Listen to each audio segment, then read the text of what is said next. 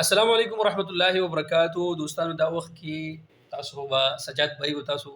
پیژندلې ماشاءالله سوشل میډیا سٹار دی او ماشاءالله ما ته خو لا پته نو چې سجاد بھائی ته مرګره دی خو نن می په دې لار باندې سجاد صاحب ولې خو ریم راته وی چې سجاد صاحب د افیس دلته دی او تاسو ویډیوګان او ما کته سجاد صاحب ماشاءالله تاسو افیس تم زرا علمه سجاد صاحب تاسو خدمات څه دي لکه تاسو افیس کې څه خدمات ورکوي ډیر زیاته مننه تاسو دراتګ او تاسو مینی عمر بھائی خوشاله شوم تاسو ملاقات وشو ماشاءالله او دلته زموږ یو کمپنی نه انلاین سرویسز زموږ سره اکثر پروجیکټ راځي زموږ سره بل مرګره دی پی ایچ ډی سکالر ډاکټر حفیظ بھائی نو اوس ریسنټلی موږ یو پروجیکټ راغلی د ګوګل د سایډ نه او د دې نه علاوه هټ کړ چې نو اکثر د سوشل سوپر پلیټ فارم په دې باندې موږ اکثر سرویس ورکوو سرویس مطلب دا چې اکثر نن سبا چې نو خلک پیجونه مونټایز کوي چینل مونټایز کوي دا غي پیسې ګټل غواړي نو هغه سرویس ورکوو څوک تیار مونټایز چینل غواړي سبسکرایب غواړي واچ ټایم غواړي فیسبوک فالوورز غواړي دې سره سره اکثر زموږ اپ استم خلک وزټ کوي فزیکل سمسلی یا خاص کر د فیسبوک مونټایزیشن باندې زموږ ډیر ځات فوکس یې هغه باندې سو پوهیږي نه یا څه سرویس غواړي دا سرویس موږ ورکوو په ریسنټلی سجاد صاحب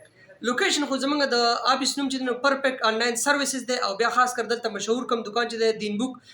شاپ چې کم دی د کتابونو غټ دکان دی د سره ټچ په دویم چت باندې زموږ افیس دی بلامبټ روډ ته مرګرا تبلیغي مرکز سره تبلیغي مرکز ته نږدې دی بالکل ملګرو سجاد صاحب هغه کس دی چې زه ګورې د سجاد صاحب د سعودي عرب کې زه متاثر او ما چې څومره په یوټیوب باندې په فیسبوک باندې تاسو زما دا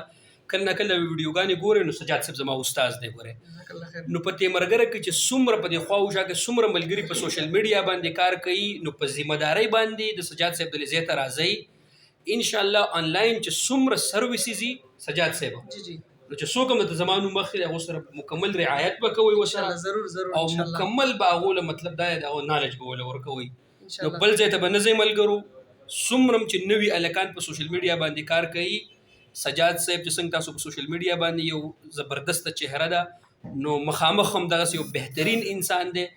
بالکل دلته راځي سجاد صاحب خواله او چې څومره آنلاین سرویسز سجاد صاحب ان شاء الله تاسو درګي سجاد صاحب یو جهان ماته د ملاقات د وخت راکولو الله پاک هم کامیاب ساتي دغه د پښتنو خدمت کوي او تل خوشاله و باد الله خوشاله ساتي الله جون کې برکات ورکوي څنګه تاسو ویلو اکثر مرګري موږ سره په میسنجر باندې په کمنټ کې موږ ته یو مسله وایي کنه دا مسلې حل کول ډیر ځات ګراني چې مخامخ فیس ټو فیس پرس کدا سینه مرګري چې نږدې موږ ته او راتلې شي ممکن نو بیا ان شاء الله چې هغه تسلی بخش کار کوي ان شاء الله ډیر مننه نو هر کله راشي ملګرو سجاد صاحب یو جهان من یو ځل بیا چې وخم راکو د ملاقات الله پاک هم دقه سي